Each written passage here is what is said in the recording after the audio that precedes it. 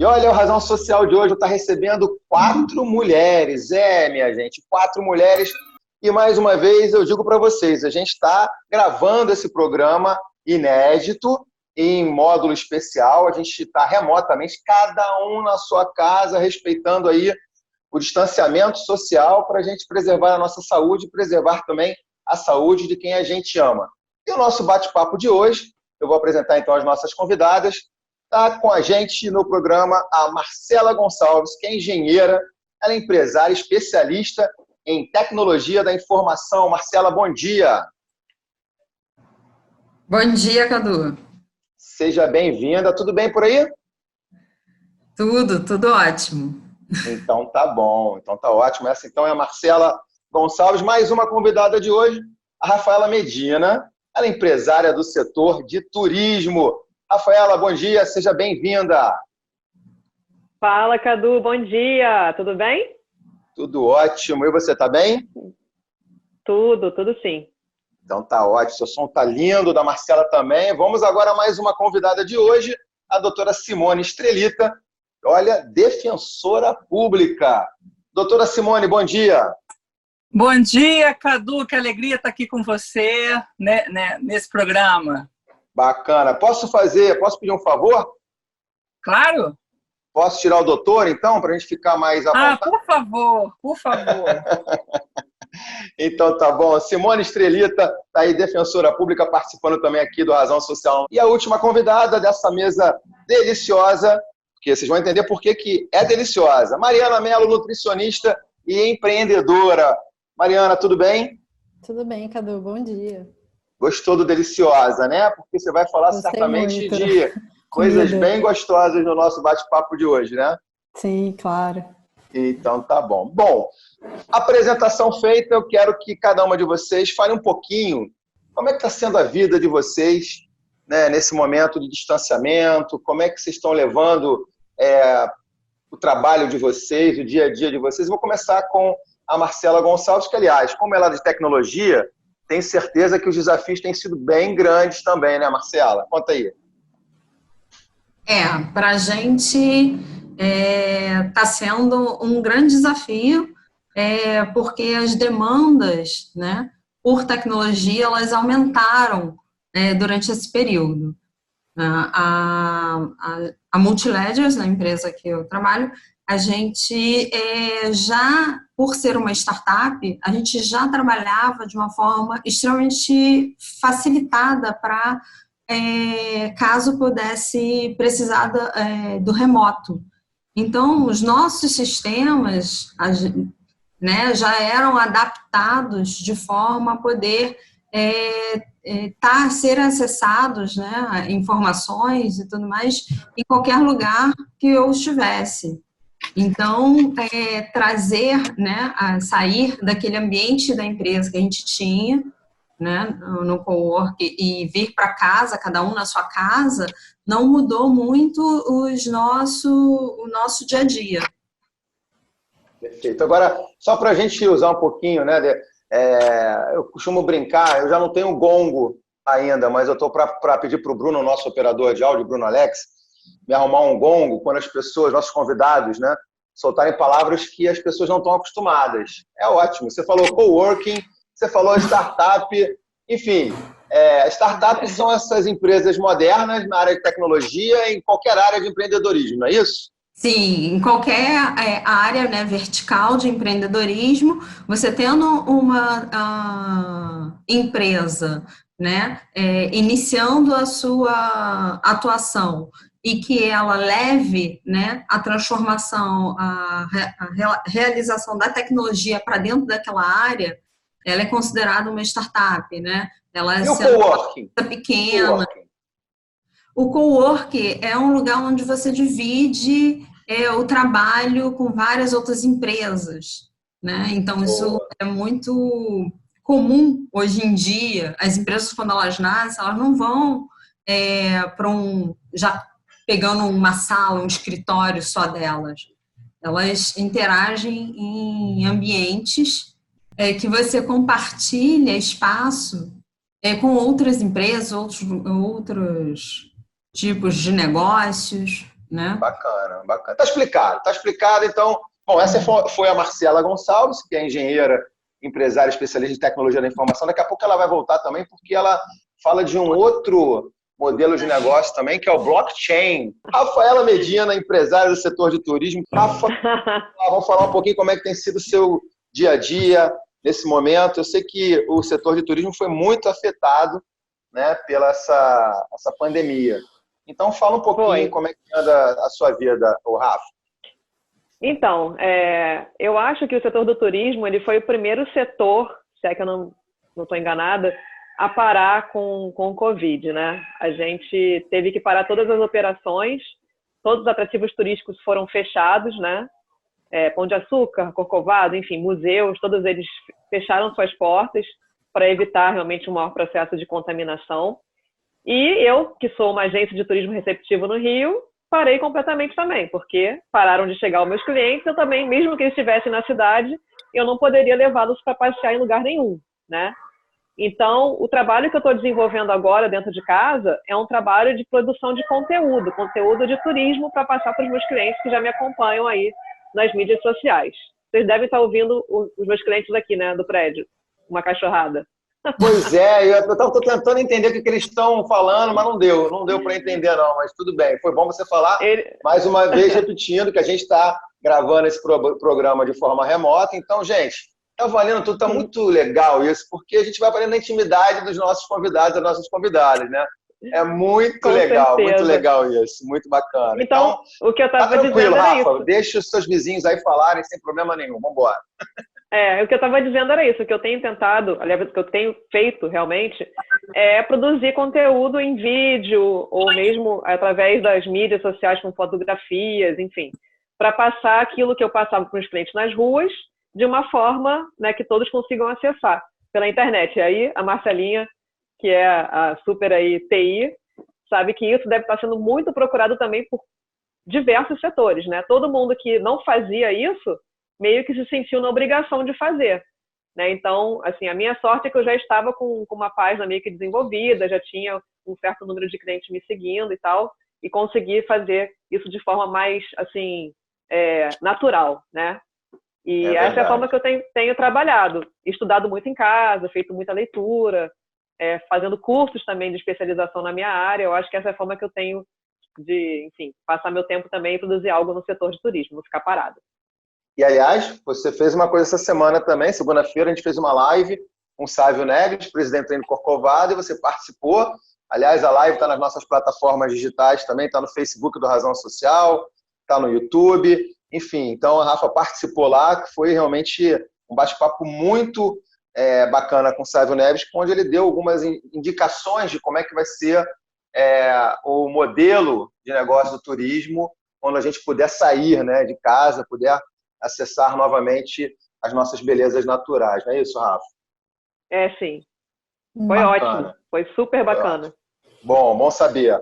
Bom, segura mais um pouquinho então agora, Rafa. Agora eu vou com a Simone Estrelita, que é defensora pública.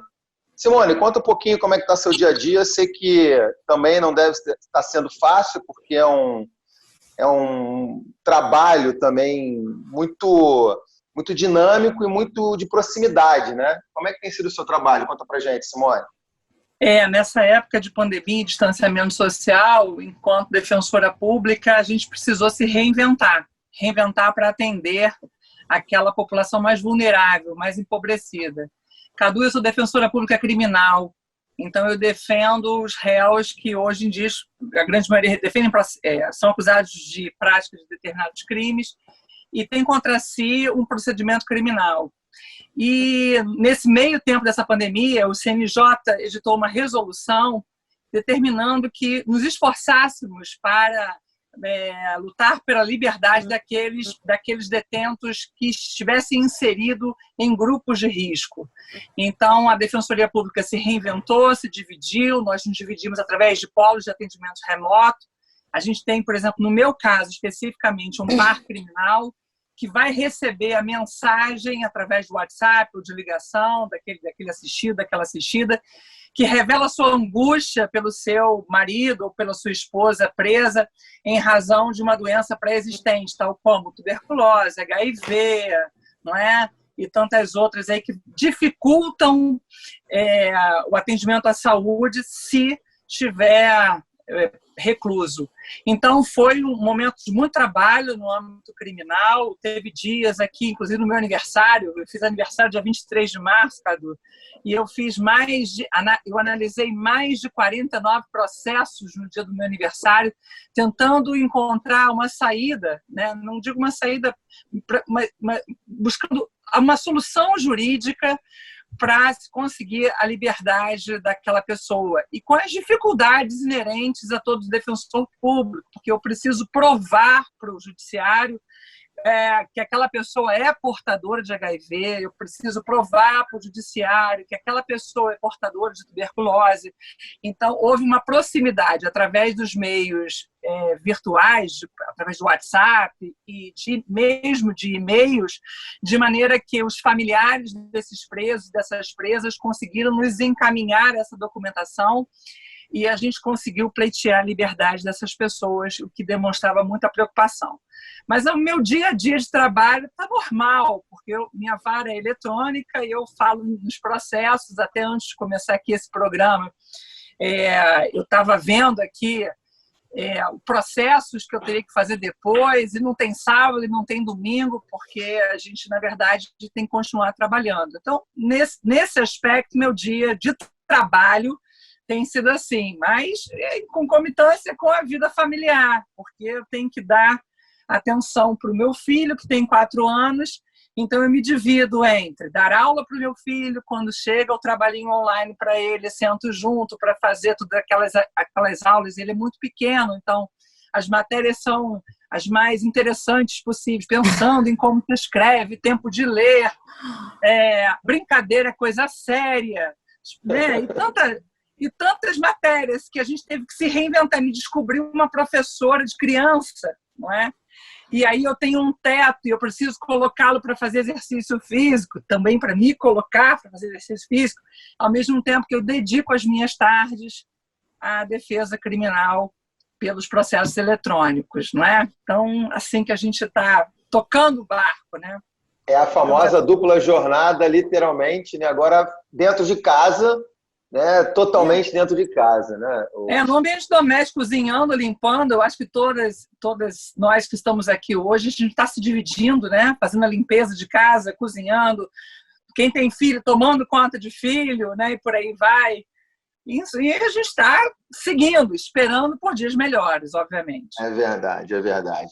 Tá, então, a Simone Estrelita, defensora pública, contando um pouquinho do seu dia a dia. Agora vamos para a nossa convidada, Mariana Mello, nutricionista e empreendedora, para o primeiro giro aqui de bate-papo com elas. Mariana Mello, você tem cozinhado muito? Tem tido muito trabalho? Fala um pouquinho para a gente aí, Mariana. Vamos lá, eu vou falar. Eu acho que eu nunca cozinhei tanto na vida como eu tenho cozinhado. Então, assim, o que aconteceu nesses dias, né? Meu trabalho é a cozinha equilibrada, que eu falo que é uma consultoria nutricional, que é do cardápio, a prática na cozinha, e que são 3 serviços básicos, né? Eu faço a produção e a entrega da comida pronta para as pessoas, quem não tem tempo, quem não quer fazer, quem quer comer uma comida mais saudável. Eu faço treinamento de cozinheiras na casa das pessoas. E eu dou aula numa cozinha que eu alugo espaço para gente como a gente, que quer ter mais prática na cozinha, que acha que é difícil. Inclusive, a primeira cozinha que eu dei aula foi a Rafaela, que conhece o Rio de Janeiro todo, que achou e me indicou, né? Verdade. Então, né? Olha Casa que Atual. legal. Muito legal. Então, hoje, dos 3 trabalhos que eu faço, 2 eu não consigo fazer, que é o dar as aulas e que é o treinar as cozinheiras. Uhum. Então, esses meus clientes que tinham as cozinheiras, que não estão podendo ir trabalhar, viraram meus clientes de receber as refeições. Então, eu tenho tido uma procura muito grande das pessoas que também estão fazendo home office, que não tem mais os restaurantes para almoçar. Acabam pedindo a comida, mas às vezes querem uma coisa prática em casa. Então, assim, a demanda da cozinha equilibrada aumentou muito. eu já trabalhava em casa, então isso não alterou muito, não. A rotina, quando eu não tinha que dar fora, eu estava trabalhando em casa. A única coisa que mudou é o acesso aos insumos, aos produtos, né? A matéria-prima, as embalagens, os meus fornecedores, alguns estão fechados, então eu tive que descobrir outros. Mas, para ajudar todo mundo, eu me virei e está dando para trabalhar super bem. E tem sido muito legal. Eu também tenho um livro, né? Tenho um e-book, e eu fiz uma brincadeira que era para incentivar as pessoas a irem para a cozinha. Então, eu vou te dizer que uma coisa que a quarentena trouxe, que eu acho que é incrível, é que foram descobertas inúmeras cozinheiras por aí. As pessoas não... Sério. É verdade. As pessoas que não gostavam de cozinha, ou que, eu não sei cozinhar, começaram a ir para a cozinha.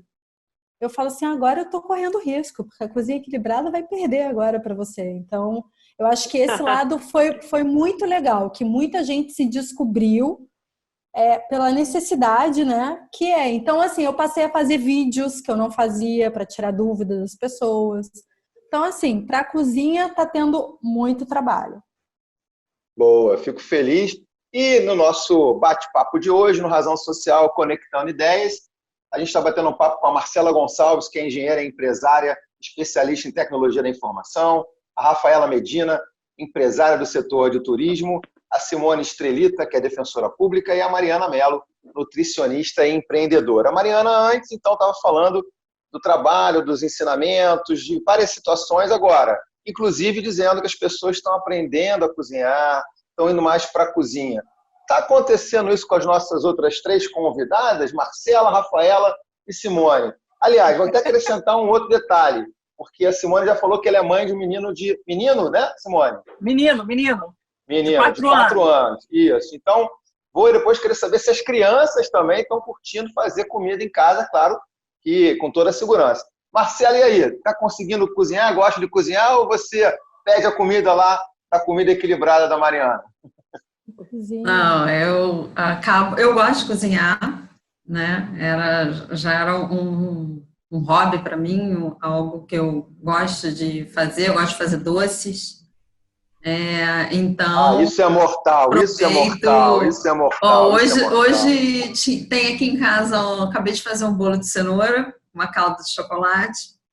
Isso é covardia. Peraí, segura porque isso é covardia. Meninas, olha só o que ela está falando. Todo mundo em casa, né, em isolamento, ela fala que ela tem bolo de cenoura na casa dela. Isso é provocação para quebrar o isolamento, gente. Muita maldade. Muita maldade. Muita maldade. Tenho certeza que todo mundo que está ouvindo a gente também está concordando com a gente. Mas então, Marcela.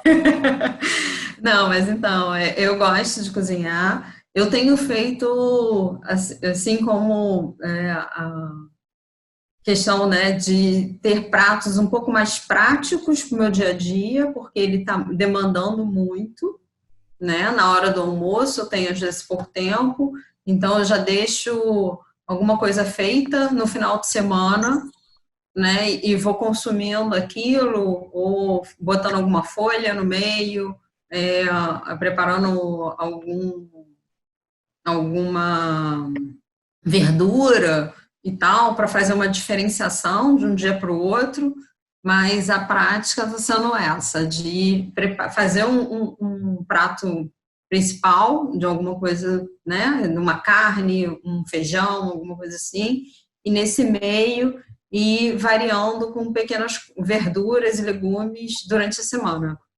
Bacana. Sendo mais rápido, né? E aí também aguçando um pouco mais a questão, né, de fazer algum doce, alguma coisa assim, que às vezes eu estou demandando um pouco mais nessa quarentena.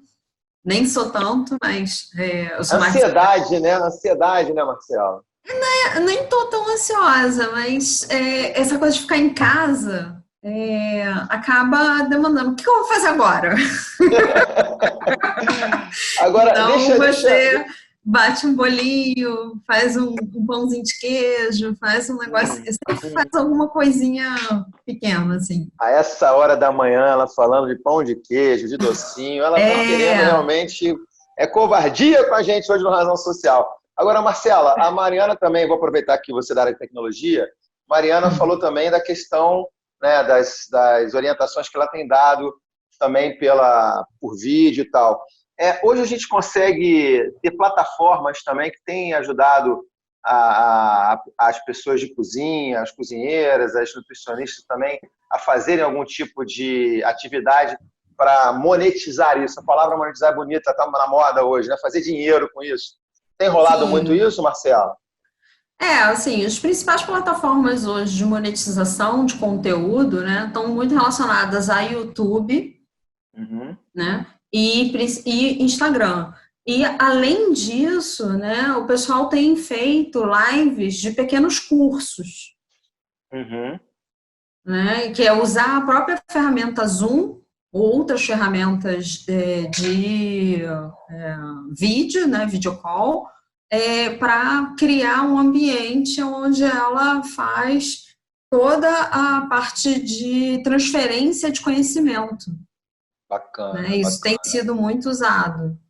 Bacana. E aí, Deixa Maria, eu perguntar. uma dica, entendeu? Fazer pequenos obrigada. cursos e através do Zoom para poder, e você consegue criar contas específicas e tudo isso. Então, você consegue colocar, né? Muito bom.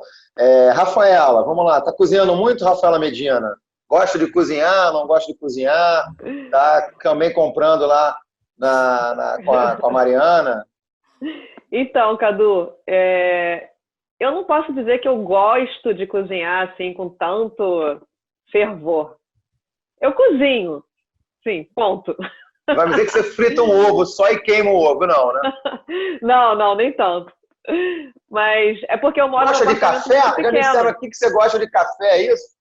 Eu amo café, eu sou apaixonada. Sabe fazer café, amo. então, né? Café eu sei fazer. Pô, mas também quem não sabe fazer, né? Eu não sei. Eu Café é para iniciados. Tem gente que não sabe mesmo, Rafa, do jeito certinho, como você faz. Não, verdade, você faz café bem. Não. Então, assim, eu não cozinho muito, não. O que eu tenho feito, como meu marido também está em casa, trabalhando de casa, a gente tem, né, claro, comido todas as refeições juntos, praticamente, né? Então, a gente sempre varia, assim, faz uma compra, né, pede umas comidas tipo da Mari, assim, de chegar congelados para a gente ter durante a semana, e aí eu vou intercalando, como a Marcela falou. Tem uma proteína, daí faz uma salada, faz um arroz, faz alguma coisa, e aquilo às vezes é nosso almoço, nosso jantar e o almoço do próximo dia. E assim a gente vai tocando. Porque como eu moro num apartamento muito pequeno, também não tem como ficar cozinhando pra caramba. A Mari já veio aqui em casa, já me deu uma consultoria, que aliás eu adorei. E ela viu como a minha cozinha é pequena. Então, assim, eu tenho um limite de espaço, né? Então, mesmo que eu queira cozinhar pra caramba, eu não consigo. Bacana. Por exemplo, eu não tenho como fazer um bolo de cenoura igual o da Marcela, porque meu forninho é um forninho elétrico. Isso, de uma certa maneira, é bom, porque eu não fico comendo tantas coisas gostosas assim, né? Marcela, eu vou te dar uma dica, mas não conta pra ninguém, não. De repente você manda por delivery pra Rafaela, já manda a notinha, meu de Deus. repente pronto. Não é boa ideia? Não é boa ideia? Então, boa ideia. Eu acho que foi essa semana que eu vi, desculpa interromper, Cadu. Eu acho que foi ontem que alguém me mandou, enfim, uma notícia de que agora o Uber também vai fazer esse tipo de entrega, né? Você enfim, contrata o motorista do Uber para ir buscar uma encomenda na casa de outro e te trazer. Então já está anotada aí a dica para eu mandar para a Marcela esse bolo de cenoura. Não, e essas situações também, né, de cada um inventando um modelo e podendo fazer girar a economia mesmo, é muito legal nesse momento, né? Agora, o Rafa, continua com você, ainda falando de comida, ainda falando de café. Você tem um circuito de turismo relacionado ao café, é isso, Rafa? Tenho.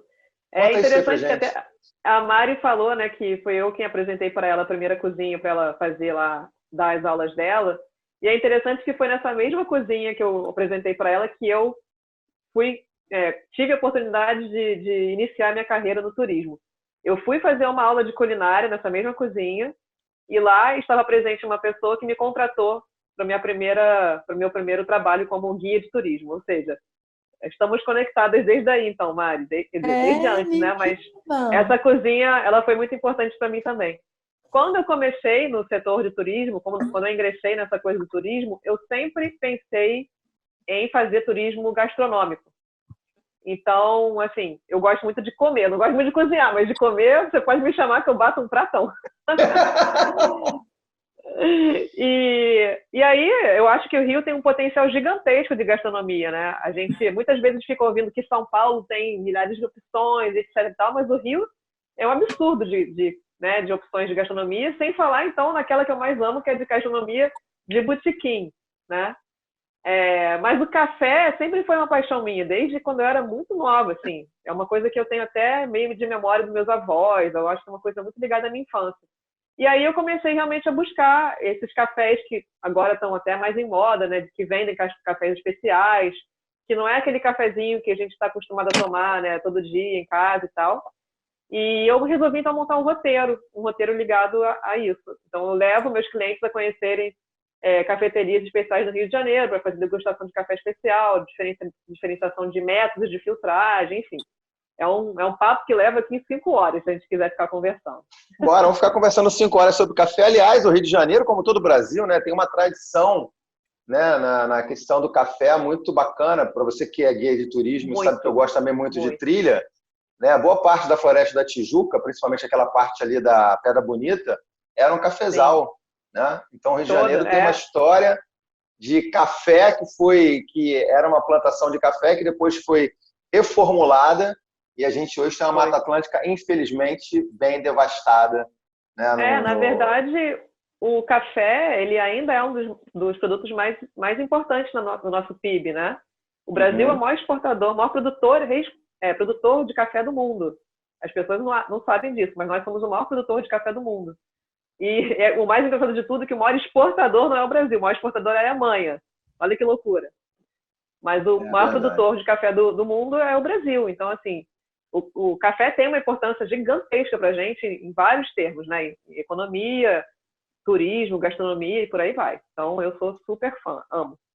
Bacana. A Mari gosta também de café. Amo café. Inclusive, vou fazer esse passeio aí da Rafa. Vamos, né, Cadu? Fazer esse... Vamos sim. Deixa passar essa pandemia que a gente vai fazer os passeios com todo mundo. Vai comer o bolo de cenoura da Marcela, vai passear com a Rafa nas cafeterias, vai visitar também, fazer um trabalho de ajuda, de parceria com a Simone, junto aos seus clientes, né? Que a gente sabe da dificuldade que tem desse povo aí mais vulnerável, e pedir a comida e a assessoria da Mariana Mello, nutricionista, né? Agora, Simone, você estava falando do pequeno de 4 anos, como é que é o nome dele?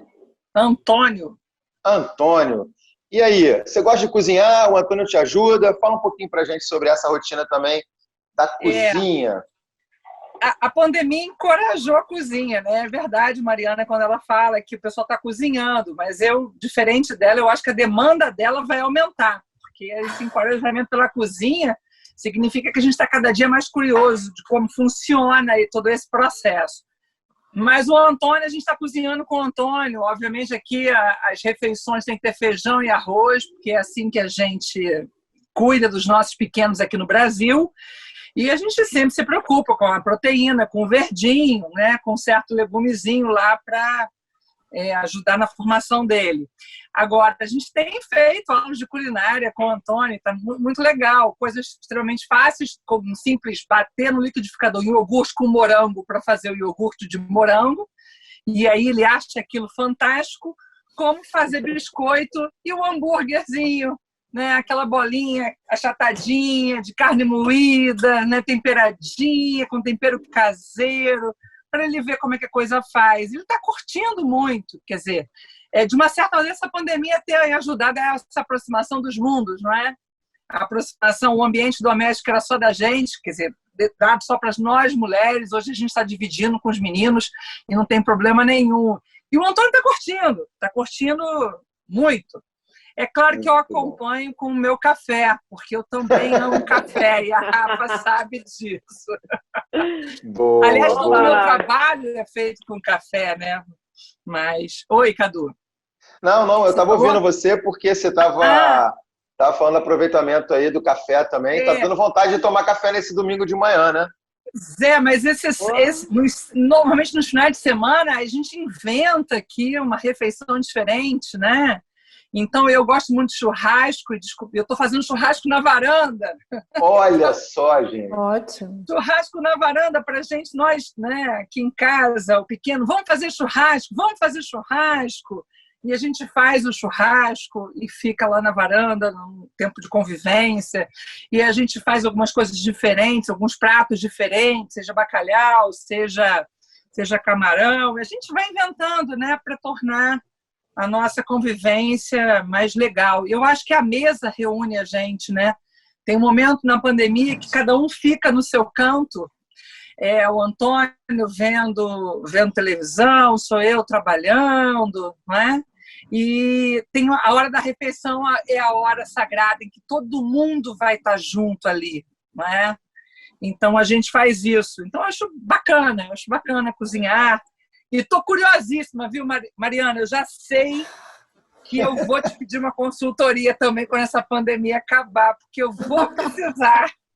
A Mariana vai ser a estrela de todos nós depois também, porque ela vai ter muito mais trabalho, né? E graças a Deus a gente vai dar a volta por cima. Aliás, como é importante, né, um bate-papo como esse, porque as pessoas hoje estão falando, né, dessa questão de ficar em casa, de que não estão aguentando mais. E esses depoimentos de vocês, né, que vocês trazem aqui para a gente, como é a nossa proposta de falar de pautas positivas, é muito bacana, porque dá uma certa tranquilidade. A gente percebe que dá para ser feliz também nesse confinamento, porque a gente está salvando vidas, a gente está se protegendo e dá para ir curtindo. Acho que nada mais justo que a gente curtir o nosso momento.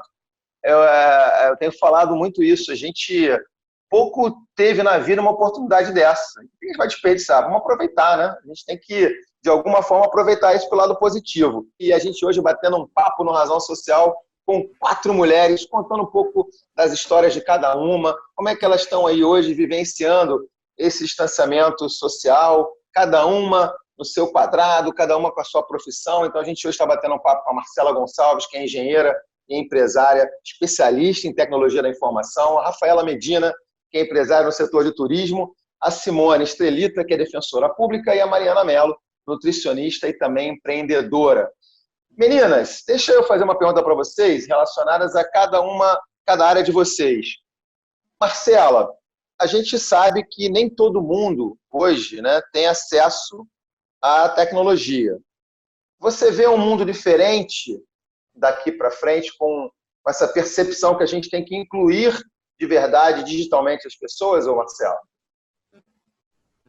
A inclusão digital, ela é praticamente obrigatória a partir de agora, né? A gente já vinha trabalhando, né, dentro de uma visão de transformação digital no mundo, e que a pandemia, ela simplesmente acelerou essa transformação. Então, empresas, governos, sociedade, né, de uma forma em geral, eles se viram a necessidade de interagir agora, não só fisicamente, mas também por algum meio, uma mídia digital, né? Isso para você manter o seu negócio, qualquer coisa que você pense agora, você precisa ter um meio digital. Tanto que a gente, num grupo meu de estudo, né,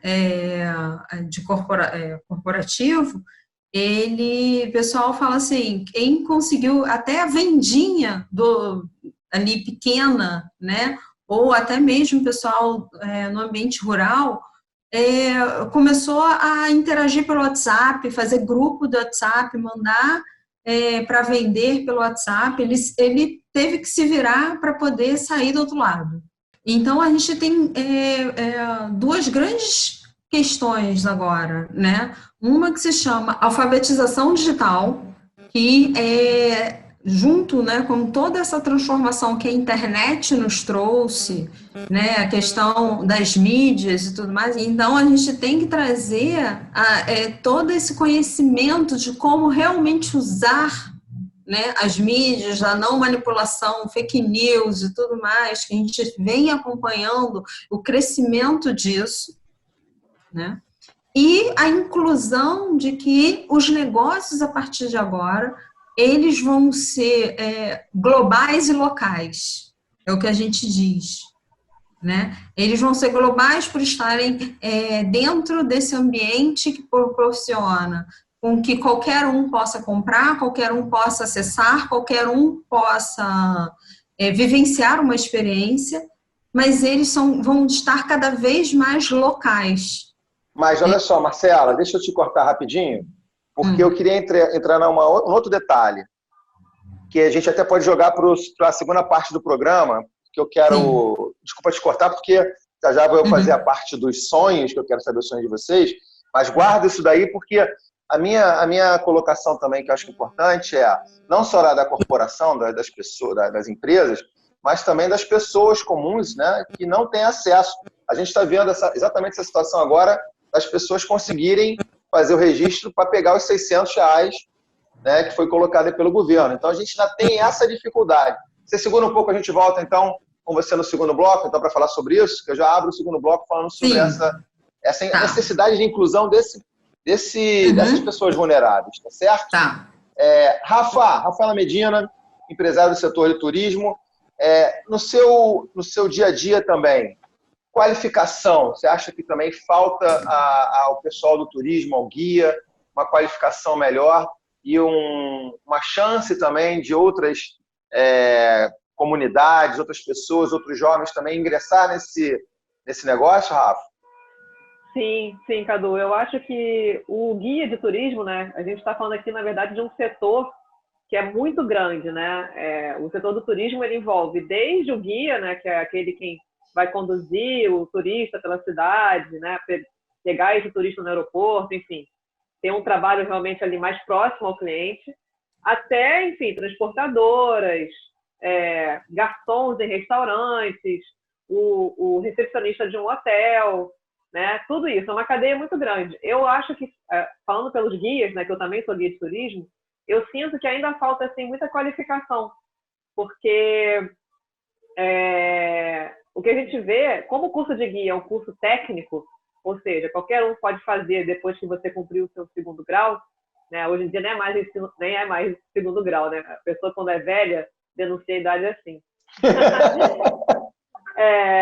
O guia, ele se forma muito cru, né? Então, qualquer pessoa que terminou o colégio, né, e quer se tornar um guia, consegue. Então, eu acho que deveria ter um maior incentivo de toda a cadeia do turismo de qualificação para esse profissional. Porque a gente recebe muita gente de fora do Brasil, né? E não são poucos os clientes que eu recebo de fora do Brasil que se impressionam muito com essa falta do inglês ou então de uma outra língua, o próprio espanhol, né? Afinal, o Brasil é o único país da América do Sul que não fala espanhol. Então, você tem pouquíssimos guias que falam português e espanhol, né? Então, isso deveria ser o mínimo que a gente deveria falar. Eu nem estou falando aqui do inglês, né? Estou falando só do espanhol. Qualificação. A gente recebe muita gente da Argentina, Chile, cresceu muito o número de visitantes do Paraguai e Colômbia. Então, assim, falta bastante essa questão da qualificação técnica, não só do idioma, mas também de atendimento, enfim.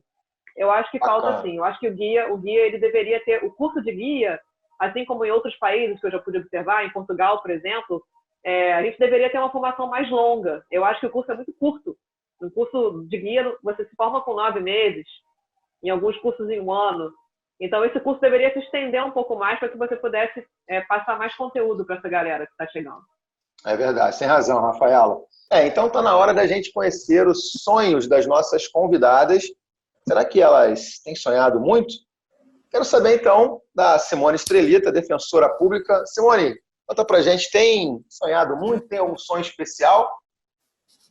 Cadu, eu tenho, mas eu tenho mesmo que revelar aqui. Olha, você está falando só comigo, fica tranquila, Simone. Não tem ninguém ouvindo a gente, sabe? Fica tranquila, conta só para mim, vai. Eu tenho um sonho, quando a gente pensa de sonho, eu tenho um sonho pessoal meu, que é correr uma maratona. E eu quero muito correr essa maratona. Não sei quando que vai ser, se eu vou conseguir, mas esse é meu sonho.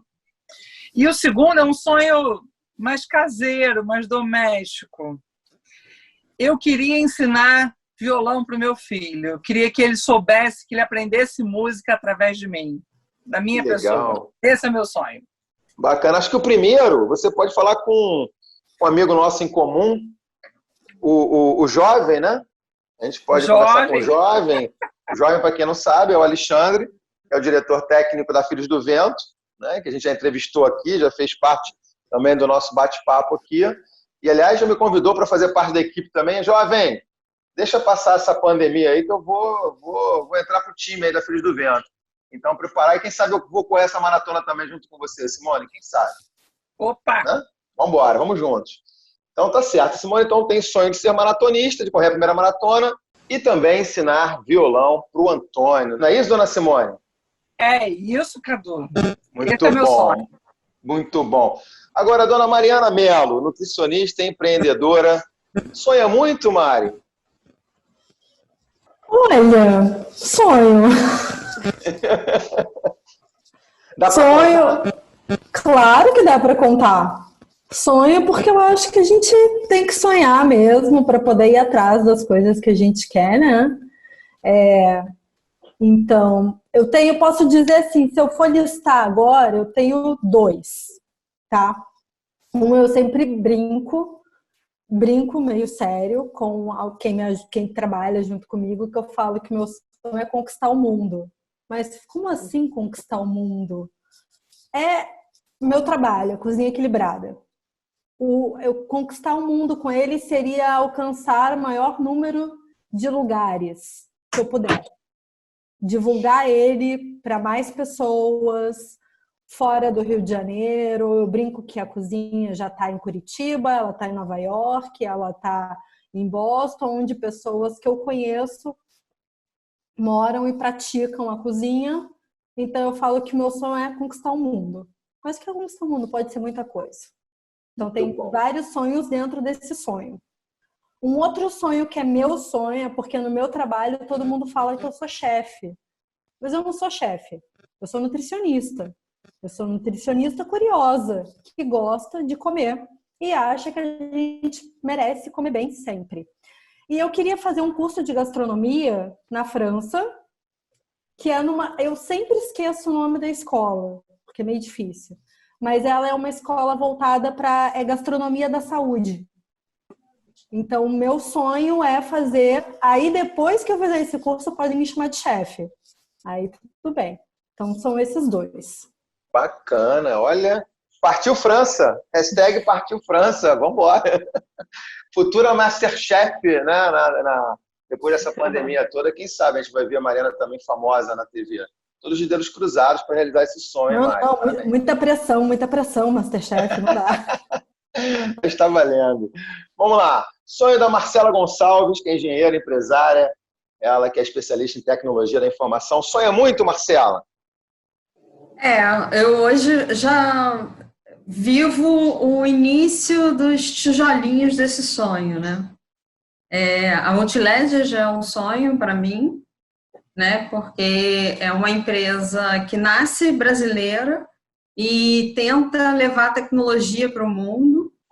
E hoje a gente já é reconhecido dentro de um dos grandes institutos, né, de padronização de tecnologia do mundo, que é o ITU-T, da ONU. ITU-T, né? Vamos botar o nome certo. Então, a gente está lá junto com grandes players do mercado, com grandes universidades, governos, também dando nossa contribuição para a padronização do blockchain no mundo, né? Então, isso é um grande sonho para a gente. E o outro é com relação a esse aqui. Uma camisa de corrida, porque o pessoal que está no rádio não está vendo. Não é corrida. Não é corrida, então tem que ler aqui. É o Women in Blockchain, que é uma das primeiras comunidades de blockchain no Brasil, fundadas por mulheres, com o objetivo de trazer mais mulheres para dentro da tecnologia e também fazer uma desmistificação do uso de criptoativos, né? Aí, isso aí vai ser gongo para outro momento. Vai ser muito gongo nesse sonho, né? A gente vai saber já já o que é blockchain. Muito bom, tá aí o sonho da Marcela. Agora, Rafaela Medina, a empresária do setor de turismo, sonha muito, Rafaela? Pra caramba. Que bom. Eu acho que quem trabalha no setor do turismo é o maior sonhador, né? É o povo mais sonhador de todos. Na verdade, porque eu acho que eu, como empresária, né, como tendo uma agência de turismo, eu realizo o sonho de muitas pessoas, né? Mas o meu maior sonho, realmente, é fazer com que o maior número de pessoas venham conhecer o Rio de Janeiro, quebrando esse estigma que a nossa cidade tem de ser um lugar perigoso, de ser um lugar não tão bacana. Eu quero muito alcançar o maior número de pessoas, e eu digo assim, começando pelo Rio mesmo, pelos próprios cariocas que não conhecem sua cidade, e aí chegando, como diz a Mari, ao mundo, né? Eu tenho o sonho de ter um canal no YouTube. Esse sonho estava na gaveta já para sair quando começou tudo isso, a coisa do Covid, para fazer uma explicação do Rio de Janeiro para os turistas estrangeiros. Eu vou fazer esse canal em inglês, vai ser um super desafio para mim, mas eu estou super confiante que vai dar certo, porque eu recebo sempre esse feedback dos turistas que falam: a gente não encontra informação sobre o Rio de Janeiro de pessoas locais, a gente sempre encontra de estrangeiros falando sobre o Rio. E aí eu comecei a elaborar aqui na minha cabeça. Então, um dos meus sonhos é realmente também ter esse canal para fazer divulgação da cidade maravilhosa. Muito bom. 4 sonhos que certamente serão realizados em breve. E o nosso Razão Social está batendo um papo hoje com a Marcela Gonçalves, engenheira, empresária, especialista em tecnologia da informação, com a Rafaela Medina, empresária do setor de turismo, a Simone Estrelita, que é defensora pública, e a Mariana Mello, nutricionista e empreendedora. E a gente agora vai fazer uma pergunta para Simone Estrelita, que tem a ver também com um pouco do dia a dia dela, em função dos desafios, né, Simone, que é exatamente lidar com pessoas em vulnerabilidade social e, principalmente, Simone, pessoas que até a sociedade normalmente, Simone, recrimina, discrimina. Como é que você vê esse seu trabalho também para mudar um pouco essa realidade, Simone? Eu acho que o primeiro grande desafio é você se entender enquanto defensor ou defensora pública. Eu acho que hoje em dia eu tenho 23 anos de carreira já, e enquanto defensora pública, vou fazer 24 esse ano, em agosto, e a gente passa por uma reflexão do que é ser defensor público. E ser defensor público é possibilitar o acesso à justiça àqueles mais vulneráveis. E quando isso ocorre, Cadu, isso significa que o defensor público encarna a demanda de quem o procura. Então, eu já fui defensora pública titular de juízos únicos, onde eu atuava no cível, na família, no criminal, já fui defensora pública de júri, já fui defensora pública na violência doméstica, defendendo os homens, já fui defensora pública na violência doméstica, defendendo as mulheres, até que eu retornei para a defesa criminal. E na defesa criminal, eu explico, inclusive, para minha mãe, para minha mãezinha. Ela falou: mas minha filha, por que defensora pública e não juíza? Porque eu acho que a defensoria pública, assim como os advogados, eles detêm esse poder de movimentar o direito, de trazer novos desafios, de possibilitar que se tenha uma visão mais sensível à população mais carente. E em relação à defesa criminal, eu sempre pensei no seguinte: ora, se a pessoa que eu defendo ela é inocente, a gente tem casos de pessoas que são inocentes, que são acusadas injustamente, eu vou defender a inocência dessa pessoa até a Lua, Corte Internacional de Direitos Humanos, se preciso for, vou ao Papa, ao Rabino, ou, em suma, qualquer outro representante que possa ajudar a demonstrar a inocência daquela pessoa. Se aquela pessoa é culpada e existem provas dentro daquele processo que, de fato, ela é responsável por aquela prática daquele ato, então que ela receba uma pena justa, que sejam observados as garantias processuais, os direitos constitucionais e que, ao final desse processo, a pena aplicada não seja exagerada. Agora, também posso dizer para você, se a pessoa praticou o delito, mas não há provas que ela praticou, então eu peço licença para sair da defesa pessoal daquele réu, daquela ré, para defender uma garantia de todos nós brasileiros e brasileiras, de que nenhuma pessoa será condenada nesse país sem provas. Porque se eu permitir que uma pessoa seja condenada sem provas, eu abro a porta para que inocentes sejam condenados. Então, esse é o desafio. É o desafio de possibilitar o acesso à justiça e é também o desafio...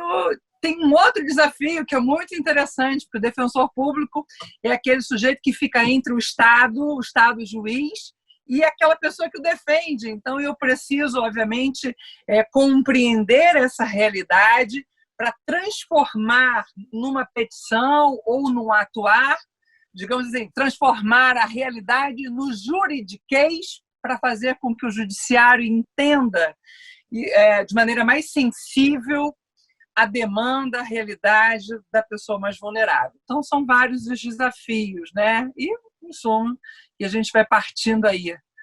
Né? Eu espero que você tenha entendido aí. Qual é o desafio. Eu entendi e estou aqui realmente extasiado com o que você falou, porque você conseguiu fazer um bom resumo dessa história toda, que as pessoas, às vezes, como eu falei no início, né, discriminam e recriminam. Você conseguiu, de uma forma muito leve, mostrar o papel do defensor público. Né?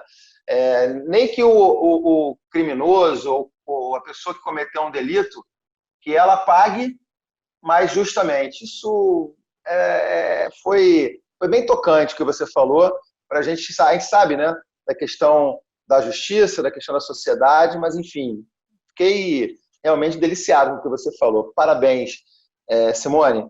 Mariana, oi. Entrando um pouquinho na parte da cozinha também, da alimentação. Mariana Mello, que é a nossa convidada nutricionista e empreendedora. Quem falou antes foi a Simone Estrelita, que é defensora pública. Mariana, fala um pouquinho dessa pegada também dos seus desafios. A gente sabe que a gente também tem um problema hoje, né, no Brasil e no mundo, que é a questão da fome. Quando você fala de alimentação, de qualidade, que você, no seu sonho, no bloco anterior, falou de ter uma culinária voltada, né, mais para qualidade mesmo, né, do alimento, para a vida. Como é que você vê também hoje esse desafio para as pessoas se alimentarem melhor, principalmente as mais vulneráveis? Pois é, Cadu.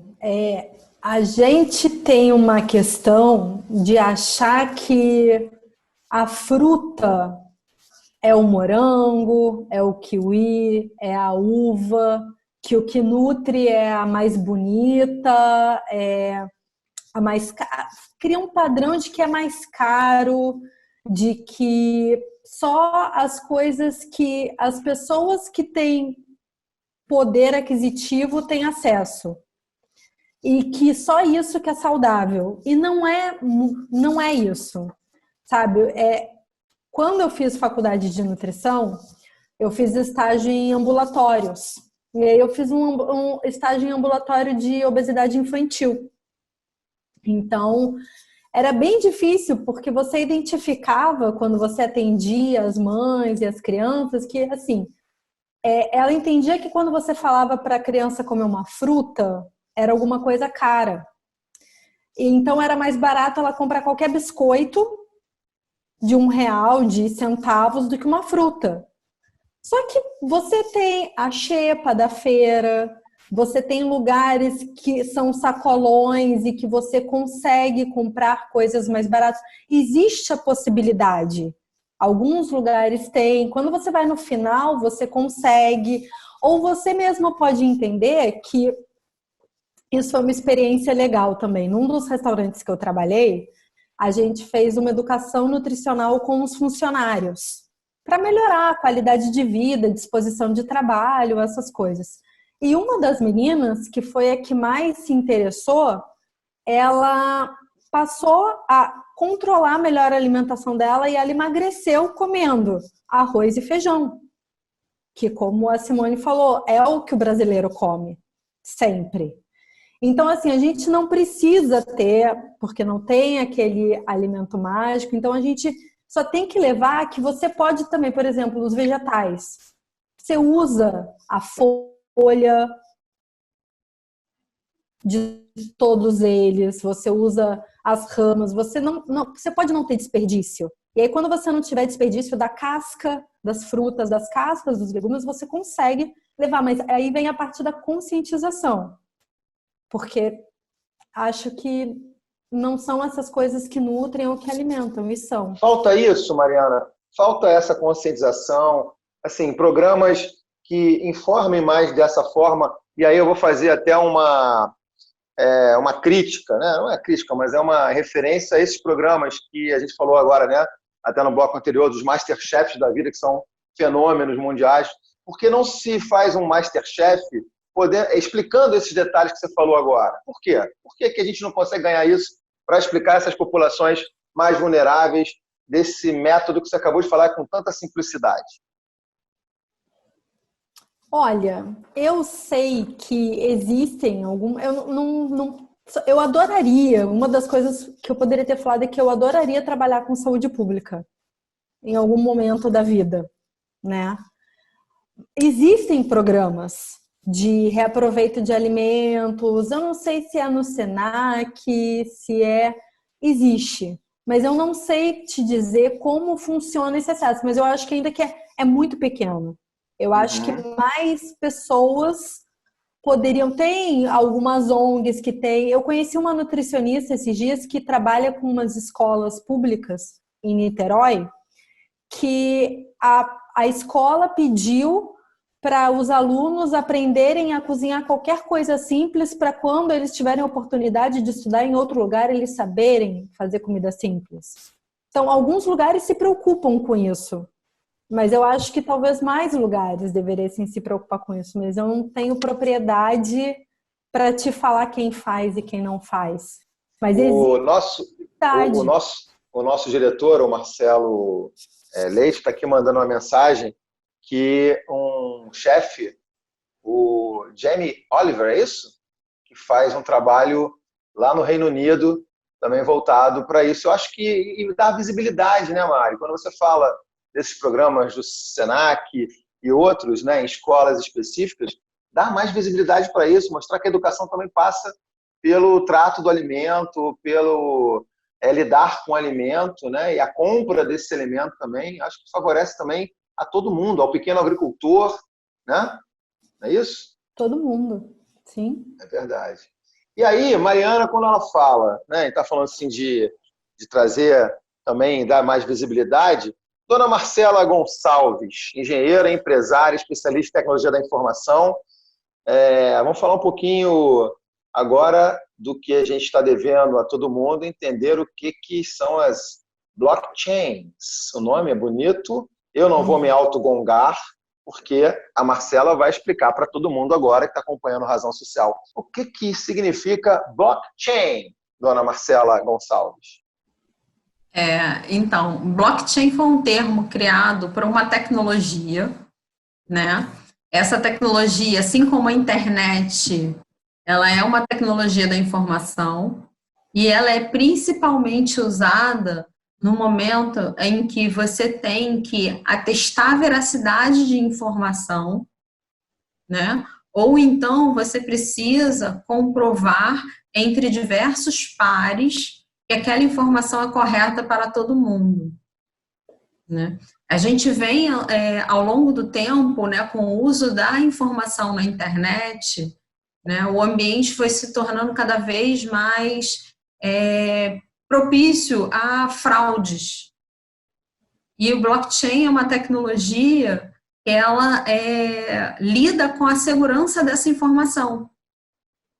Não permite com que uma informação que foi gravada dentro de um banco de dados, ele seja modificado. Então, aquilo ali vai estar lá para sempre.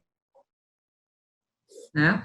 Existem diversas questões aí relacionadas à tecnologia, mas o básico é esse. ele é uma relação que estabelece confiança entre pares, né? E estabelece a questão da segurança dessa informação, né? É tudo seguro? A gente pode falar, Marcela, que a internet hoje ela é totalmente segura, mesmo quando você trata aí, você traz Não. aí a ideia da blockchain? Então, quando você traz a ideia da blockchain, é para criar um ambiente de segurança de troca de informação, tá? Vamos pensar, todo mundo aqui tinha um caderno, tá? Só que todo mundo tinha que escrever nesse caderno ao mesmo tempo e todo mundo tinha que compartilhar o caderno com todo mundo ao mesmo tempo, né? Quando a gente faz uma coisa bem prática, quando a gente manda um e-mail desse caderno, eu crio uma cópia comigo e mando para você outra cópia. Quando eu mando para o Marcelo, mando para a Rafaela, é sempre criado cópias dessas informações. Quando a gente usa o blockchain, isso fica, não é mais meu, não é mais seu, e fica tudo descentralizado. Entendeu? E todo mundo tem acesso. Né? Mas isso é permitido, isso é bom para qualquer tipo de troca de informação? Principalmente para quando você precisa, realmente. Vamos dizer assim, um aluno no colégio, né?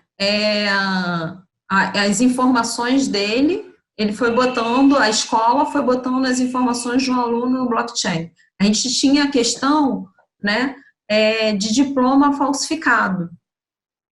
Esse aluno não vai mais poder falsificar um diploma, porque todo o registro dele ao longo daquela escola, ao longo daquela universidade, ao longo de uma pós-graduação, estaria dentro de um blockchain e o diploma estaria ligado a esse registro. E aí o aluno tem acesso, a universidade, a escola, todo mundo tem acesso, e o emprego desse aluno tem acesso a essa informação. Vamos fazer uma ponte disso? Essa turma, por exemplo, que está sem a tal inclusão digital, eu me preocupo muito com isso, né? Uhum. A gente está aqui falando de blockchain, está falando de troca de mensagens, né, de internet de alta qualidade, mas a gente sabe que a gente ainda tem um grupo muito grande, né? E vem aí agora, por exemplo, o Enem, né, que a gente está vendo que nesse momento de pandemia, todo mundo isolado, algumas classes conseguem ter acesso à informação através da internet, através, né, de uma conexão rápida, através de um equipamento, de um celular, de um tablet, de um notebook, mas boa parte da nossa população não tem isso. É um desafio. Como é que você lida com isso no seu dia a dia? Eu sei que deve ser um dos seus sonhos, ver todo mundo incluído digitalmente, né? Mas como é que você trata com a sua empresa para tentar, de alguma forma, ajudar nesse processo, Marcelo? Então, eu participo de diversos grupos, né, que trabalham principalmente a questão da inclusão do jovem, né, para a parte de... Isso é até uma das nossas maiores necessidades hoje no Brasil, né, que cada vez mais a gente está necessitando de mão de obra, né, para a área de tecnologia, né? Então, eu sou mentora, né, participo de hackathons. Opa, gongo! Uma maratona, uma maratona. Hackathon é uma maratona, né, no qual os jovens, eles são desafiados a trazer uma solução de tecnologia, né? Eles têm 42 horas para fazerem uma solução de tecnologia e são fantásticos. Eu participo junto com a Lindália Junqueira, idealizadora do Hack in Rio, que é o maior hackathon da América Latina, né, aqui no Rio. Aconteceu lá na Cidade da Música, não foi? Aconteceu na Cidade da Música? Não, ele aconteceu lá em frente à Cidade do Samba, no Aqua. Ah, tá. Os 2 anos, foram lá. E aí, agora a gente está promovendo o Hack and Help, para ajudar com que escolas, a gente estava tendo, né, uma demanda muito grande de que escolas, universidades, né, escolas técnicas, essa relação, até mesmo por causa da falta de EAD, da falta de como fazer com que esses jovens pudessem trabalhar algumas questões, né, sociais e de soluções. Então, está sendo organizado um hackathon online, que é o Hacking Help, para poder com que esses jovens interajam, formem grupos e desenvolvam uma solução a partir daí. Né? Cada vez mais tem ONGs e projetos como o Vai na Web, que está no Morro dos Prazeres, a Cris dos Prazeres, e também na Favela da Maré, o RICOD, que é um projeto maravilhoso trazendo desenvolvimento, levantando, né, desenvolvedores em Vigário Geral e por aí vai, em lugares de pouco acesso.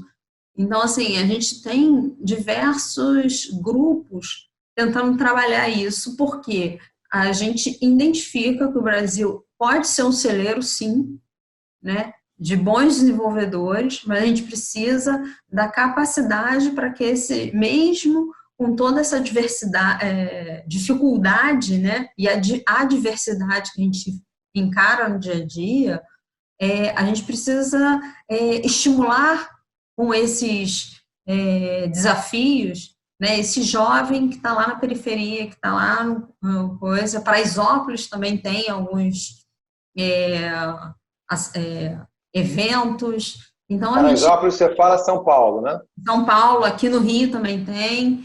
Então, a gente vem, os meninos da Vai no Web são ótimos, eles vêm trabalhando. Tem o pessoal da Crescere também, que é um grupo de garotos, muito jovens, que criaram uma escola para desenvolvimento.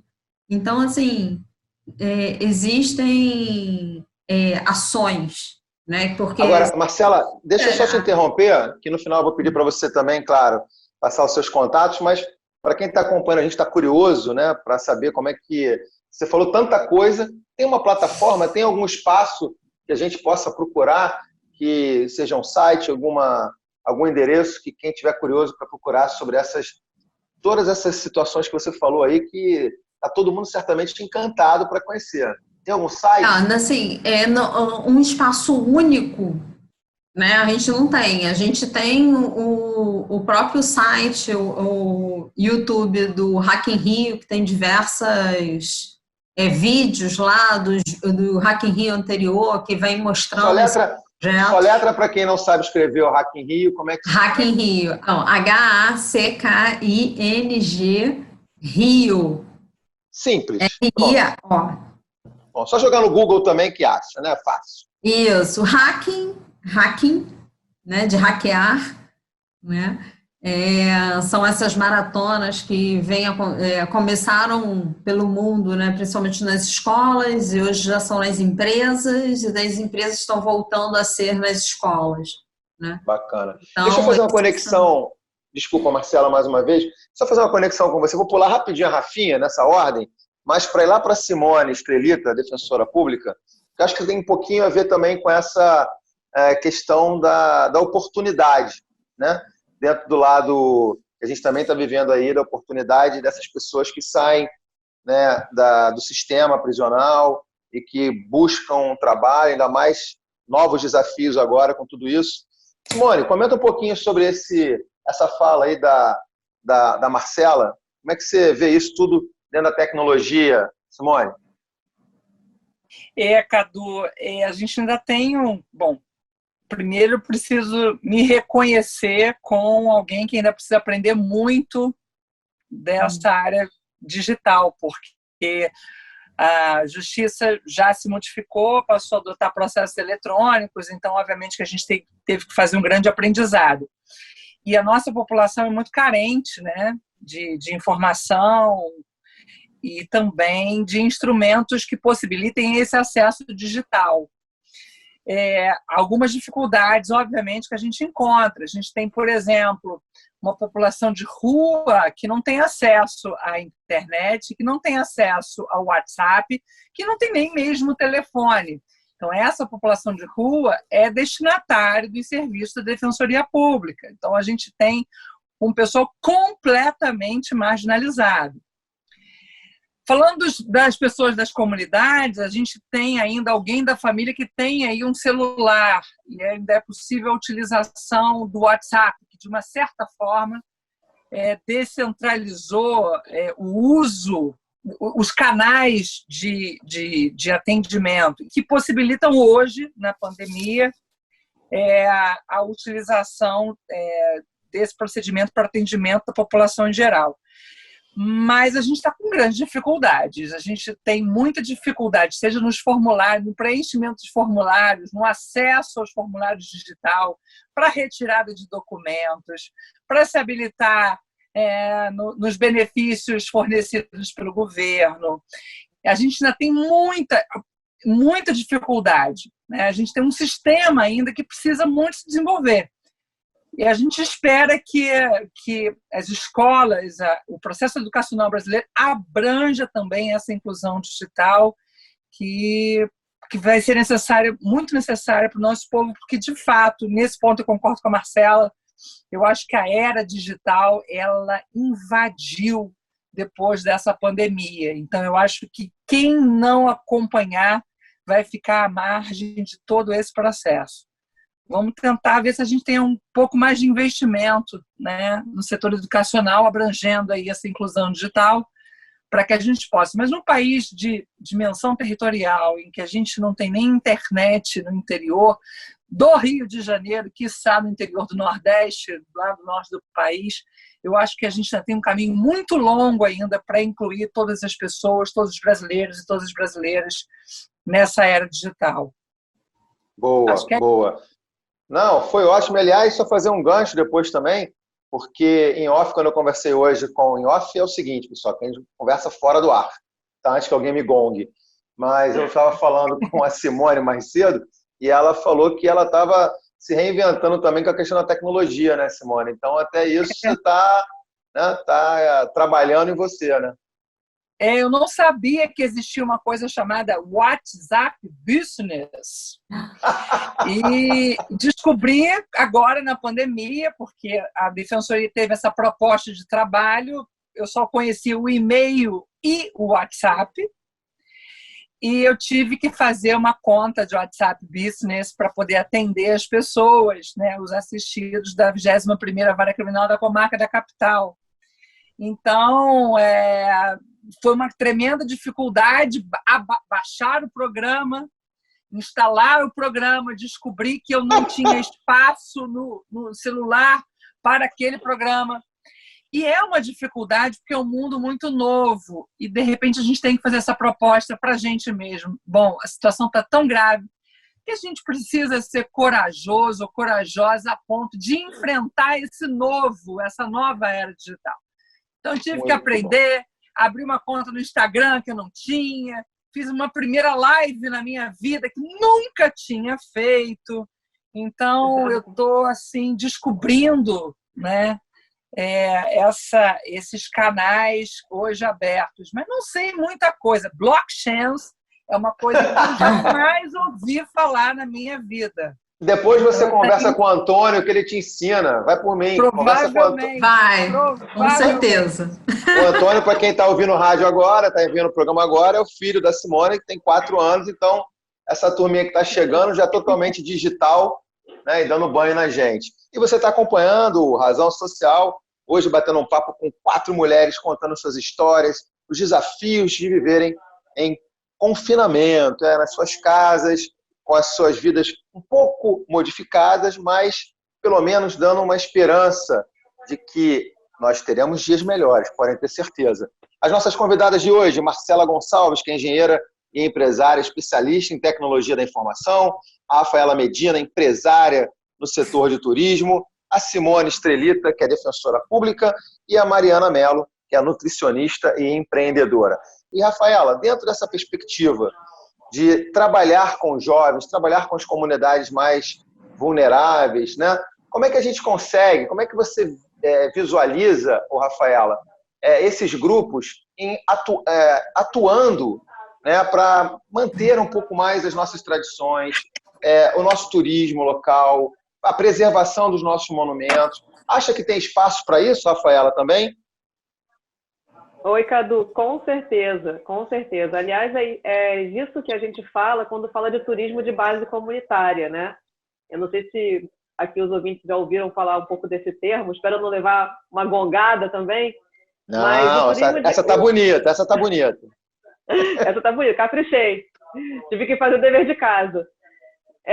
O turismo de base comunitária, diferente daquilo que muitas pessoas pensam, não é o turismo que leva você a conhecer uma comunidade, né? E isso existe aqui no Rio também, né? Você ir conhecer uma favela, seja Rocinha, Vidigal, enfim, tantas outras que a gente tem aqui na cidade, né? O turismo de base comunitária é aquele que inclui, né, a comunidade como um todo no turismo. E aí vai desde daquele adolescente, daquele jovem que vive realmente numa comunidade, até, enfim, a Mariana, que mora na Barra da Tijuca e que conhece muito mais a Barra do que eu, por exemplo, né? Então, é um desafio muito grande do turismo a gente qualificar pessoas para também serem como se fossem assim, os nossos cicerones, né? Acho que todas as cidades do mundo têm pessoas capacitadas a fazer isso, apresentarem monumentos, né? Tem muita gente, Cadu, muita gente mesmo, tá? Assim, eu diria que até a grande maioria que passa pelo centro da cidade, olha para um monumento e não tem nem ideia de que monumento é aquele, de quem é aquele cabra que está em cima do cavalo, quem é aquele negro, né, que está puxando a sardinha aí para o dia da abolição da escravatura. Tem um monumento lindíssimo na Praça 15, dedicado ao João Cândido, né, que foi aí o grande líder da Revolução da Chibata, que ninguém sabe que está ali e ninguém sabe quem foi esse homem, né? Então, assim, a grande missão do turismo, no meu ponto de vista, é justamente essa, de você fazer com que as pessoas conheçam o passado da sua cidade para você vislumbrar um futuro melhor. Está chegando até uma curiosidade aqui, por que na Candelária está de costas, né? Tem lá um monumento de costas. Estão pedindo aqui, mandaram uma cola aqui para mim, então eu vou fazer essa pergunta para a nossa guia de turismo, né? A ajudar os universitários. O monumento de costas que você deve ter recebido aí uma colinha, não sei se eu estou falando besteira, mas é que está em frente à igreja. Deve ser esse monumento que ele está falando para você. Realmente aquele monumento ali, assim, a história do Rio de monumentos, existe até um site que se chama Monumentos do Rio, alguma coisa assim, que ele dá meio que ali um resumo dos monumentos que a gente tem pela cidade, né, que são milhares, a gente tem milhares de monumentos. Aquele monumento que está ali, se não me engano, que esse seu amigo te mandou, é uma escultura de uma mulher, não é esse o monumento que ele está falando? Isso, exatamente né? isso. E ele está de costas, né? A gente não entende. Na verdade, a própria igreja da Candelária, tem pessoas que falam, mas por que a Candelária está de costas para a Avenida Presidente Vargas? Ela não deveria estar de frente para a avenida? Né? E poucas pessoas sabem que a igreja da Candelária estava ali muito antes de você pensar abrir a avenida, né? Então, assim, as pessoas não entendem que a igreja tem mais de 200 anos, a avenida só tem 70. Então, assim, o monumento está de costas porque, na verdade, aquele monumento nem foi feito para aquela praça. Ele estava em outro local e foi trasladado para ali. Mas, enfim, a história é longuíssima, eu poderia ficar falando aqui muito tempo sobre isso. Vai todo mundo lá pro site da Rafa. Eu não vou dar spoiler, porque senão ninguém sai de casa depois. Mas as histórias dos monumentos do Rio são muito ricas, né? E poucas pessoas conhecem realmente. Então a gente tem aí um universo de coisas para serem mostradas na cidade, que muitas vezes a gente está passando pela rua, passa por ali todos os dias e nunca teve a curiosidade de olhar para cima, de olhar para o lado, né? Ainda mais hoje em dia aí com essa coisa do celular, né? Todo mundo fica com a cabeça voltada para a telinha do telefone, né? Ou então ouvindo alguma coisa no fone de ouvido e não tem a curiosidade de olhar para cima. Então, assim, essa é a grande função do guia de turismo também, fazer com que você seja curioso com a sua própria cidade. Olhe para o lado, olhe para cima, olhe para baixo, porque muitas vezes você está pisando num piso que é histórico, né? O próprio calçador de Copacabana é super histórico, né? Então, assim, despertar a curiosidade daquele que passa por aquele local. Dei uma viajada agora, inclusive, até por um lado, a gente aqui tem que tratar de boas notícias, de falar de coisas para cima, como a gente faz sempre, mas tem um lado obscuro dessa história toda também, quando você traz as questões dos monumentos, né, Rafa? A gente não pode esquecer da depredação, né, que a gente vê o tempo todo com a estátua, né, com o monumento, com a estátua lá ao Drummond, toda hora, coitado, perde os óculos. Aqui em Vila Isabel mesmo, nós tivemos um ataque, uma destruição completa da homenagem que foi feita ao Noel Rosa, enfim. É uma outra questão também que o próprio turismo, que essa turma toda que você tratou agora na sua mensagem, poderia entrar também para ajudar, para preservar. Dinheiro é a máquina do turismo, que é uma indústria limpa, uma indústria que emprega muita gente em todos os segmentos de serviços, né? Muita gente. Se você, exatamente esse o ponto, Cadu. Se você não conhece a sua história, por que você vai dar valor àquele monumento? Verdade. Se você passa por um monumento e vê ali um cara que você nunca ouviu falar, que você nunca alguém te falou quem era ele, você depredar é natural. Então, assim, faz parte realmente do turismo você fazer com que as pessoas conheçam a história da sua cidade, para poderem dar valor, né? E o Rio foi capital do Brasil, né? Durante muitos anos. Então, a gente tem aqui, praticamente, eu costumo brincar com meus turistas, que eu digo que a gente é a Roma do Brasil. Olha, quem visitou Roma, eu visitei Roma, já tive essa oportunidade, e a gente vai para o exterior, né, Rafa? A gente vai para o exterior e fica lá super encantado com as igrejas, com os monumentos, né, com tudo. E aqui a gente não valoriza isso, tem tanta coisa histórica. Exatamente. Né? Muito. O próprio... E o Rio de Janeiro é isso, né? A gente vive numa cidade que é história a céu aberto. O próprio Teatro Municipal está aí, um exemplo disso, de tudo, né? Tudo. Cópia da França, né? De Paris, enfim, tanta coisa histórica que a gente está na hora. Eu acho que é bacana também, né? Está na hora da gente aproveitar esse momento. Olha, se a gente conseguiu desconectar, aliás, ficou tanto tempo conectado, está na hora de desconectar um pouco. Então vamos aproveitar, depois de acabar com tudo isso, vamos procurar Rafa para passear, fazer passeios pelo Rio, né? Vamos dar força ainda mais para a Defensoria Pública, reforçar o Estado, que a Defensoria Pública é importante, né? Ter uma visão mais estratégica em relação à questão da inclusão digital com a Marcela e, por que não, comer bem também com a dona Mariana Mello, né? A gente não pode comer bem também com o trabalho da nutricionista e empreendedora Mariana Mello. Bom, a gente está aí chegando à reta final do programa, né? E aí está na hora de eu fazer a pergunta para as nossas convidadas, que é a pergunta que move esse programa, a pergunta-chave, e aí eu quero ver se elas estão com isso na ponta da língua. Vou começar, então, pela ordem da nossa chamada aqui. Vou falar com a Marcela Gonçalves, engenheira e empresária, especialista em tecnologia da informação. Marcela, conta pra gente, qual é a sua razão social?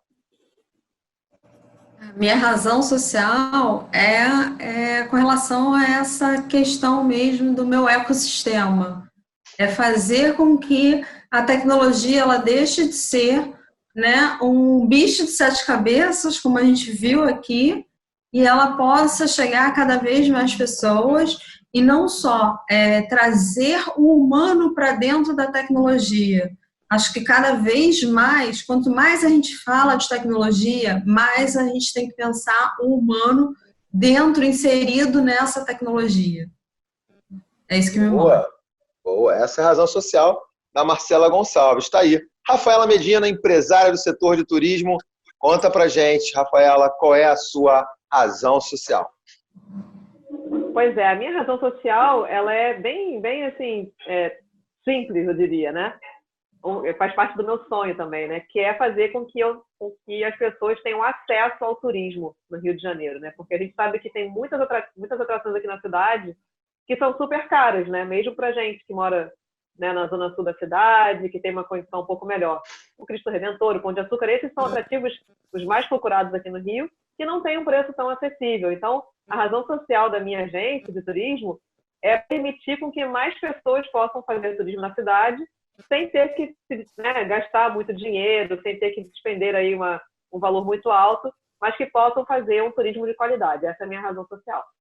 Boa. Tá aí. Conhecer o Rio de Janeiro por outros ângulos também, né? Muito bacana, Rafaela Medina. Vamos lá, Simone Estrelita, defensora pública, qual é a sua razão social, Simone? Eu acho que desde que eu ingressei no curso de Direito, a justiça, o justo, esse valor sempre foi uma marca na minha vida. E as pessoas mais vulneráveis sempre ficaram muito mais próximas de mim, tanto é que eu escolho, como carreira, ser defensora pública. Então, eu acho que a minha razão social é colaborar para que as vozes dos mais vulneráveis sejam ouvidas também. Eu acho que é essa a minha razão social. Nossa, mais uma bonita razão social. O programa de hoje está inspirador mesmo. Nossa, mãe, vamos lá. Agora com a Mariana Mello, nutricionista e empreendedora. Mariana Mello, conta pra gente qual é a sua razão social. Então, a minha razão social é melhorar ou ajudar as pessoas a terem uma boa relação com a comida, com a alimentação. Mostrar que o que nutre a gente, né, pode ser prático, simples, saboroso, você se dá atenção, que cozinhar pode ser bom para te fazer feliz, te fazer meditar, te deixar mais tranquilo, diminuir a ansiedade. Então, é melhorar a relação das pessoas com a alimentação. Elas terem prazer com isso, tanto fazendo quanto comendo. Muito boa a razão social também da Mariana. Meninas, olha só, tudo que é bom, dizem que dura pouco, não, mas dura muito, porque a gente vai poder aproveitar mais e mais espaços como esse, agradecer cada uma de vocês, mas é hora de vocês também agora terem o tempo, né, de divulgarem como é que a gente acha vocês, como a gente diz no popular, vender o peixe de vocês. Então, vamos lá, Marcela, como é que a gente acha a Marcela? Como é que a gente, de alguma forma, pode fazer contato com a Marcela para melhorar, né, a nossa ideia de tecnologia, enfim, de tudo que você trabalha, Marcela? Eu tenho as redes sociais, né, minhas mídias, que é o Instagram, né, que é Marcela Gonçalves Blockchain, onde eu divulgo, né, questões até mesmo relacionadas aos hackathons que estão acontecendo, a parte também de algumas conferências que a gente participa, a gente ajuda, né, principalmente inserido dentro dessa questão da inclusão da mulher no ambiente de tecnologia, tá? A gente tem diversos grupos e comunidades que a gente participa, e também o meu LinkedIn, que é Marcela Ribeiro Gonçalves, eu acho. Bacana, bacana. A gente vai achar a Marcela lá. Marcela, muito obrigado mais uma vez. Vou agora passar para a Rafaela Medina. Como é que a gente acha você, Rafaela Medina, dentro do setor de turismo? Vamos lá. Tranquilinho também. Eu só não posso deixar de perder a piada, porque a gente, né, perde o amigo, mas não perde a piada. Ô, Marcela, quando você fala hackathon, não tem jeito, eu penso em ragatanga. Como é que faz? Sai dançando, Rafaela. Você tem que ir para poder ver como é que é a loucura, que são essas 42 horas. Eu imagino. É animado. Eu imagino. Em casa eu tenho um projeto de nerd, meu marido é mega nerd. Eu acho que ele ia adorar participar desse hackathon. Hackathon não, gente, hackathon. Porque ela é dançarina, né, Rafa? Conta aí, você é dançarina, então é mais você tá puxando a sardinha pro seu lado, né?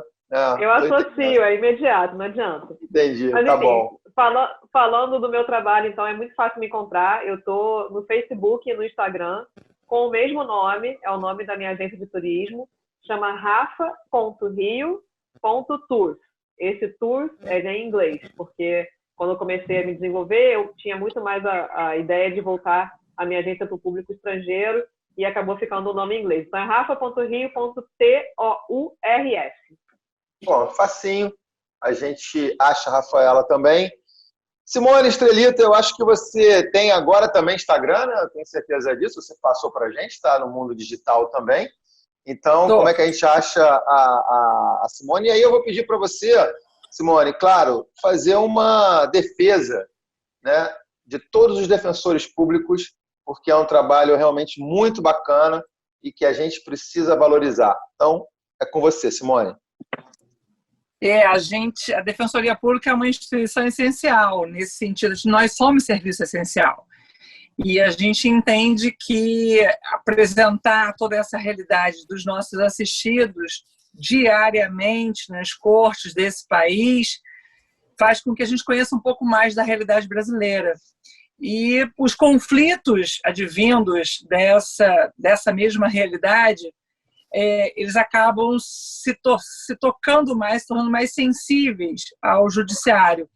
Então, por óbvio, essa proximidade, a instituição da Defensoria Pública é uma instituição que veio exatamente para possibilitar o acesso à justiça de quem não pode pagar. E se ele não tem um bom advogado, não tem uma boa advogada, então está na hora de procurar a instituição da Defensoria Pública. Os defensores públicos atuam em todas as áreas aqui no estado do Rio de Janeiro, menos numa, que é em relação ao direito de trabalho. Nós atuamos na área civil, com as ações indenizatórias, com as relações contratuais, com o direito do consumidor. A gente atua com os direitos humanos, a gente atua na fazenda pública, com as ações contra o Estado, buscando medicamentos, agora nessa pandemia, local de internação, tentando fazer valer o direito da saúde da população mais carente.